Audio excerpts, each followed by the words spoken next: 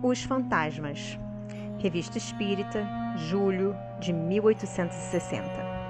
A Academia assim define esta palavra. Diz-se dos espíritos que se supõem retornarem do outro mundo.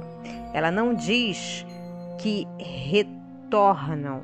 Não há senão os espíritas que possam ser bastante loucos para ousar afirmar semelhantes coisas. Qualquer que ela seja, pode-se dizer que a crença nos fantasmas é universal. Ela está evidentemente fundada sobre a intuição da existência dos espíritos e a possibilidade de comunicar-se com eles. A esse título, todo espírito que manifesta sua presença, seja pela escrita de um médium, seja simplesmente batendo sobre uma mesa, seria um fantasma. Reserva-se, porém, geralmente, esse nome, quase sepulcral, para aqueles que se tornam visíveis e que se o supõem, como disse com razão a Academia, virem em circunstâncias mais dramáticas. São contos de velhas? O fato em si mesmo, não. Os acessórios? Sim. Sabe-se que os espíritos podem se manifestar à visão, mesmo sob uma forma tangível. Eis o que é real. Mas o que é fantástico são os acessórios, do qual o medo, que tudo exagera, acompanha ordinariamente esse fenômeno muito simples em si mesmo, que se explica por uma lei toda natural, e não tem, por conseguinte, nada de maravilhoso, nem de diabólico. Por quê, pois, se tem medo dos fantasmas? Precisamente por causa desses mesmos acessórios que a imaginação se compraz em tornar assustadores, porque ela se assustou e que ela acreditou ver o que não viu.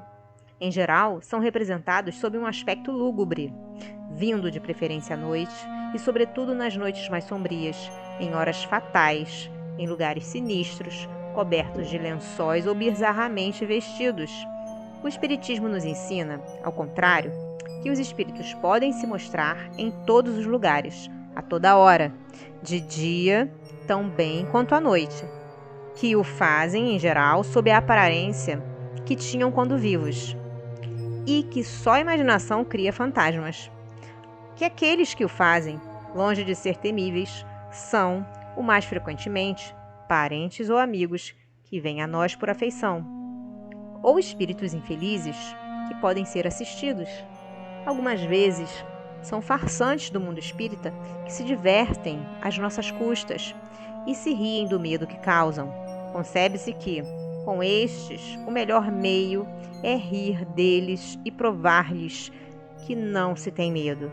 De resto, limitam-se, quase sempre, a fazerem barulho e raramente se tornam visíveis. Infeliz daquele que toma a coisa a sério, porque então redobram as suas travessuras. Tanto valeria exorcizar um moleque de Paris. Mas, supondo-se mesmo que seja um mau espírito, que mal poderia ele fazer? E não se teria 100 vezes mais a temer de um bandido vivo que de um bandido morto e tornado espírito?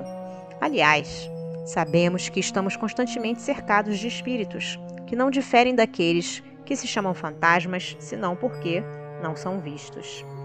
Os adversários do espiritismo não faltarão de acusá-lo, acreditar numa crença supersticiosa.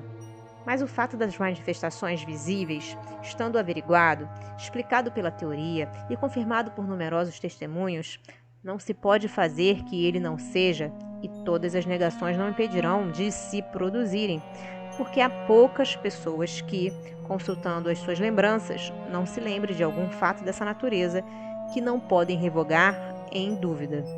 Vale, pois, bem mais que se esteja esclarecido sobre o que há de verdadeiro ou de falso, de possível ou de impossível nos relatos desse gênero.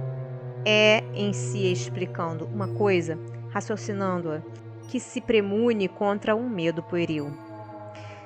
Conhecemos bom número de pessoas que tinham um grande medo dos fantasmas. Hoje que, graças ao espiritismo, elas sabem o que eles são, seu grande desejo seria vê-los. Conhecemos outros que tiveram visões com as quais muitos se amedrontaram. Agora que compreendem, com isso não são, de nenhum modo, tocados. conhecem-se os perigos do mal, do medo, para os cérebros fracos. Ora, um dos resultados do conhecimento do Espiritismo esclarecido é precisamente o de curar esse mal. E aí não está um dos seus menores benefícios.